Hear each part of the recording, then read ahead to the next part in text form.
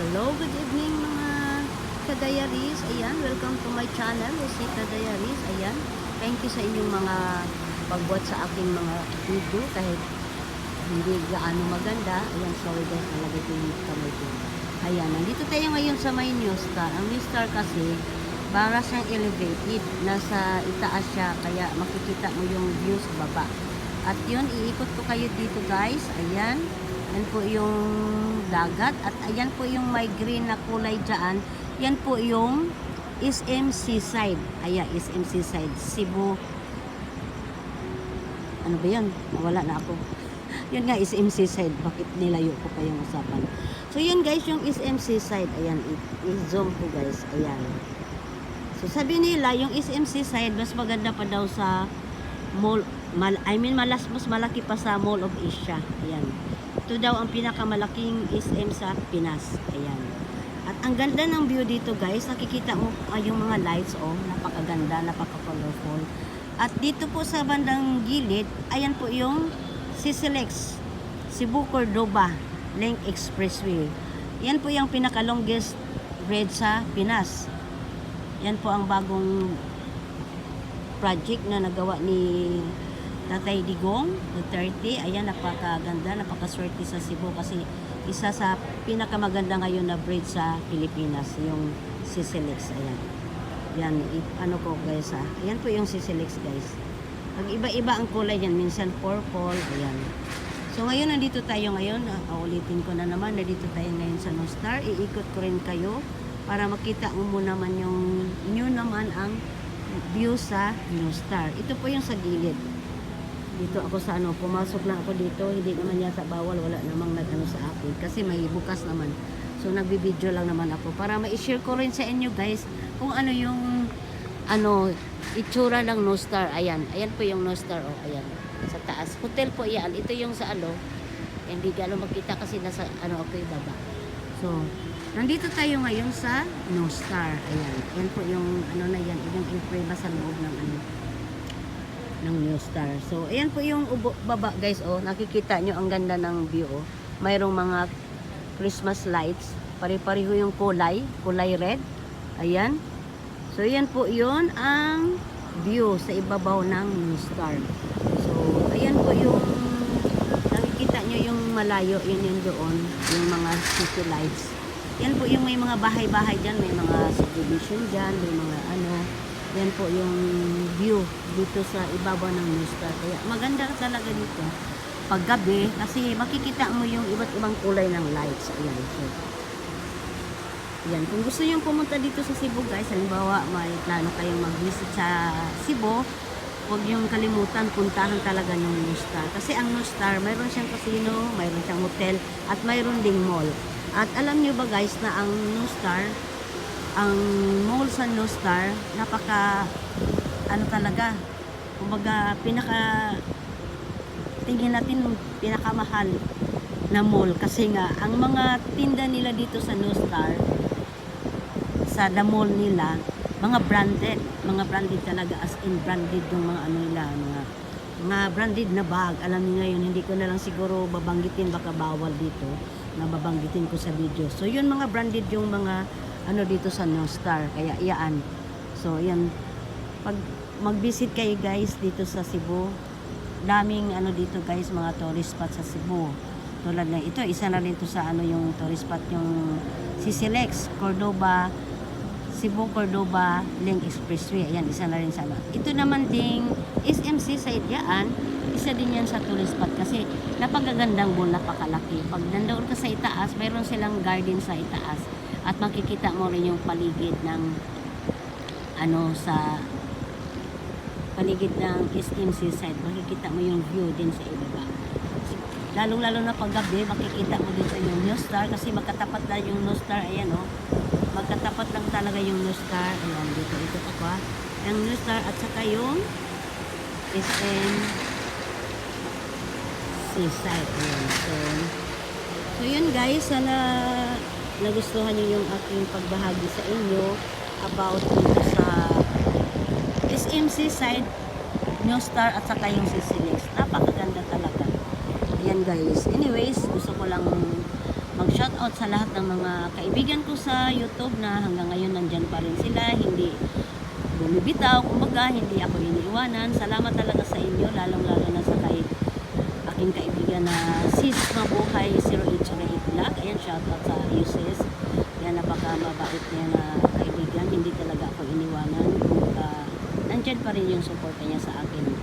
Kay Ma'am Eve's Kitchen, ayan, napaka-supportive din yan. Bilib ako niyan sa kanya kasi ang galing niyan magluto. Ayan, shoutout kay Ma'am Eve's Kitchen, ay kay Ma'am Elisa Please, ayan, shoutout din, hindi rin niya mawala yung support niya sa akin kahit nagkaroon naman ng issue ako doon sa team namin. Nandyan sila sa akin, nandyan pa rin. Pati si Bro Nilo Magdayit, si Desert World, ayan, shoutout sa inyo, yung mga ka-team volleyball, lahat, maraming kong ka-team dyan, hindi ko lang isa-isahin kasi napakaraming members sa team volleyball. At ibabanggitin ko na lang, isa-shoutout ko na lang si Sir Admin Volleyball. Ayan, napakabait na, napaka-supportive sa lahat ng ano niya. Tapos yung ano guys, yung iba ko pang mga supporters, mga kaibigan, at babanggitin ko rin yung pinaka-best friend ko sa YouTube, si Idol Miss Palaka. Ayan, nagiging best friend ko yan. Nagkasama kami yan sa isang team noon. Doon kami nagkakilala at hanggang ngayon kami pa rin ang magkaibigan. Siya talaga ang aking BFF sa YouTube. At ako din ang kanyang BFF kasi na-meet ako na yan sa Idol Miss Palaka. Ayan, shout out Idol. Thank you so much sa inyong love and support sa akin. Ayan. Yan po ang tunay na kaibigan. Walang iwanan. Ayan, magsama sa hirapan at ginawat siya. Ayan. So yun guys, thank you so much talaga. Sino pa ba yung mabanggitin ko? Marami akong napitin pero pasensya na guys kung hindi ko kayo mabanggit isa-isa pero alam niyo yun kung sino kayo ng mga supportive, nag-support sa aking channel. Ayan. Marami guys, marami. So ngayon nagkaroon din ako ng maraming kaibigan sa panibagong kaibigan sa YouTube. After nagkaroon ako ng medyo kunting trial sa sa YouTube, pero okay lang kasi mayroon namang kapalit na mga kaibigan na talagang totoong nagmamahal sa akin. Ayan, sabihin ko sa inyo kung sino yung isa ko kaibigan din na nagmamahal sa akin ngayon, si Sis Ellen PH Vlog. Ayan, tunay ko rin yung kaibigan. Matagal na kami nakakilala niyan, si Sis Ellen PH Vlog. Nung nagkasalubuli kami yan sa tawag nito, sa isang live din, kaya nakilala ko yung si Sis Ellen PH Vlog. Mabait din yan, napaka-supportive din yan. Ayan. At babanggitin ko rin si Ma'am Agnes sa Ignayo, napaka-supportive din yan, napakabait din yan. Nandyan pa rin siya sa akin, alam niya rin yung issue about sa akin at saka yung sa isa kong kasama sa team. Pero nandyan pa rin sila, hindi sila nag-iiwan sa akin shout out din kay Ma'am Priscilla Whitey at kay Sir Lee Delantor. Ayan, shout out din sa inyo sir. Ayan, thank you so much din sa inyong pag-suporta sa akin at hindi niyo ako nakakalimutan at kaya ako'y napaka-swerte at napaka-lucky dahil nandyan kayo sa akin hanggang ngayon. Ayan. Sino pa ba yung babanggitin ko? Pasensya na guys kasi minsan makakalimutan ko pero alam niyo yun guys kung sino yung mga tunay kong kaiban. Ayan.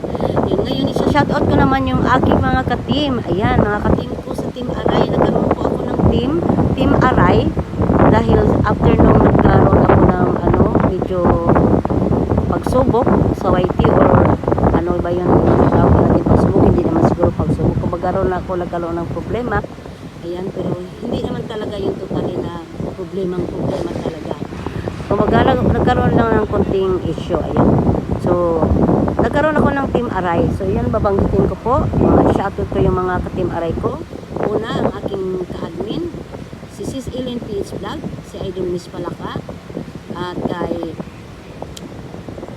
Marge Mix Vlog, kay Ali PH Vlog, kay Kahirap Vlog, kay Trisha Mix Music Vlog, ay Trisha Mix Music, kay Nonato Pedernal, kay Desiree Flores Vlog, kay Erjan, ayan, at saka sino pa ba yung nandoon sa atin, nakalimutan ko na naman, at sa lahat ng mga ka-Team Aray, thank you so much. Shout out sa inyo lahat. Ayan, sama-sama pa rin tayo. Tuloy lang ang ating pagkipagkaibigan at pagsuporta sa isa't isa. Ayan. Shout out sa mga lahat ng ka-Team Aray. Ayan. Sino ba yung hindi ko nabanggit, pasensya na. Ayan. Salamat ako sa inyo guys, mga ka-Team Aray, at nandyan kayo. Tuloy-tuloy pa rin ang ating group. Ayan. Walang iwanan. Ayan. Suporta lang tayo kung may time. Ayan. Okay yan sa atin. Hindi na tayo mag-aano sa mga ano natin. Kasi kailangan lang good vibes lang tayo. Lahat lang tayo mag-suporta bawat isa. Kung may time tayo. Ayan. So, mabuti sa aming Team Aray. Medyo kunti pa lang kami. Kaya nakakasuporta kami bawat isa. So, yun. Salamat talaga sa ating mga team. Ayan, shout out sa Team Aray, Team Volleyball. Ayan, shout out sa inyong lahat. Meron ako isang team na sinalihan, hindi ko na lang babanggitin, baka hindi pwede. Pero yun, shout out. Maraming salamat sa mga bago kong kaibigan sa YouTube. Grabe. Parang, ano ko ngayon, parang nawala na yung pagkaano ko sa YouTube. Kasi, nagkaroon na ulit ako ng gana. Pero although na nagkaroon ako ng problema, hindi naman ako na nagkaroon ng kunting problema, pero pinapalaki ng iba. Yan, hayaan ko na yun. Pero salamat ako dahil sa mga nawala kong kaibigan, maraming pumalit, mas doble, triple at quadruple, ganun sasabi ko, kasi mas maraming dumating na kaibigan ko at naramdaman ko yung ang love nila sa akin at suporta. Ayan, kaya sabi nga nila, don't give up. Ayan, kung quit daw, magiging ano daw tayo, talo tayo. Kung lalaban tayo, nandyan pa rin yung ating ano, diba? So, ganun lang talaga ang sekreto. Pero minsan kasi mayroon tayong pagkakamali, hindi natin maiwasan. Sabi nga ng nobody's perfect anyway, kaya huwag lang natin ang importante yung samahan nandyan pa rin, hindi tayo kumbaga, huwag nating anuhin yung mga bagay-bagay na halimbawa, mayroon tayong naanuhan ng isa, tapos huwag tayong sausaw. Kung wala namang nagawa yung kasalanan yung isang tao, huwag natin siyang i-condemn. Kumbaga, huwag natin siyang dahil wala naman siyang nagawang kasalanan sa iyo. Hayaan mo na lang yung nagkaroon man ng issue. Huwag natin anuhan yung ng isang tao na hindi naman siya nakagawa ng kasalanan sa atin. Huwag natin siyang kumbaga ibaliwala. Kumbaga, dapat nandoon tayo sa gitna, diba? So yun guys, yun talaga ang na-experience ko. Pasensya na, ito lang yung para ako naka-move on na ako. Magkaroon na ng closure, hindi naman ako nagkaroon ng galit. Kumbaga, pinabayaan ko na yan kasi natural lang yun na masaktan ako, kasi ang ko lang kasi yun, ang pinaglaban ko lang doon, nasaan na yung samahan, nasaan na yung pinagsamahan. Hindi naman pwede yung mawala na lang basta-basta sa isang iglap lang dahil lang sa isang issue, diba? So, dapat nandyan pa rin yung pagkakaibigan. So, ayan, nandyan pa rin ako, kahit hindi ako napansin ng mga ko dati, nandyan pa rin yung support ako sa kanila kahit naramdaman ko na ayaw na nila sa akin, pero okay lang yun kasi choice nila yun eh. So yun, ito lang yung masasabi ko, hindi ako nagkaroon ng tanim ng galit, although pero hindi ako nagtanim ng galit sa taong sa akin. Hindi ko na lang sasabihin yun. So thank you so much guys, salamat sa iyong pakikinig. Pasensya na talaga. So ito lang yung ko, kasi maraming tao na hindi nakakaalam sa nangyari. Kaya sila siguro, kung sa bagay, sabi ko nga, choice na nila yun, opinion nila yun na magalit sila sa akin. Pero ang akin lang, wala akong kasalanan sa kanila. Dapat hindi na sila sa akin dahil wala ka lang kung nagawang kasalanan sa kanila. Sa isang tao lang kung nagawang. So yun po ang ko. So nagkaroon nga ako ng tawag from Singapore. So, salamat ako kay Sis, ayan, naalala ko. Si Sis Rose Manipon. Ayan, kaibigan ko rin sa Facebook kasi kasamahan ko yan sa team dati. hindi niya rin alam pala ang nangyayari. Kaya nagtawag kami, ay nagtawag siya sa akin, sinagot ko siya, nagulat ako. Tapos yun, nagkausap kami. Tagal namin nag-chat sa ano guys, sa messenger. Umabot ng 1 oras. More than 1 hour kami nag-usap kasi nagpaliwanagan at yun, naintindihan niya at narinig niya rin yung ano ko, yung sarili ko. Hindi naman ako naghahanap ng kakampi kasi bakit ba ako naghahanap ng kakampi? Sa ako lang masasabi na ako sa kanya. At saka, ayun, kaya okay na ako. Hindi na ako, ano, kasi kailangan lang naman talaga enjoy tayo. Kasi lalo na ako ngayon, may edad na. So, ini-enjoy ko lang talaga yung life ko, yung ano ko sa pag-upload ng video sa YouTube. Kasi yun po ang libangan ko. Ayun, naikot ko na lahat ng buong social media. May YouTube, may Facebook, at may TikTok pa. So, dahil doon, nagkakaroon ako ng libangan. At the same time, nagkakaroon din ako ng earnings. Diba?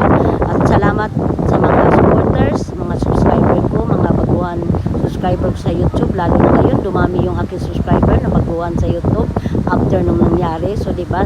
Sabi ko nga, may kapalit talaga. Pag hindi ka lang mag-ano ng galit, tanim ng galit, ang mag-ano ka lang ng good vibes, babalik din sa iyo ng sobra-sobra pa. So, totoo yan guys. So, ayan po ang na-experience ko guys.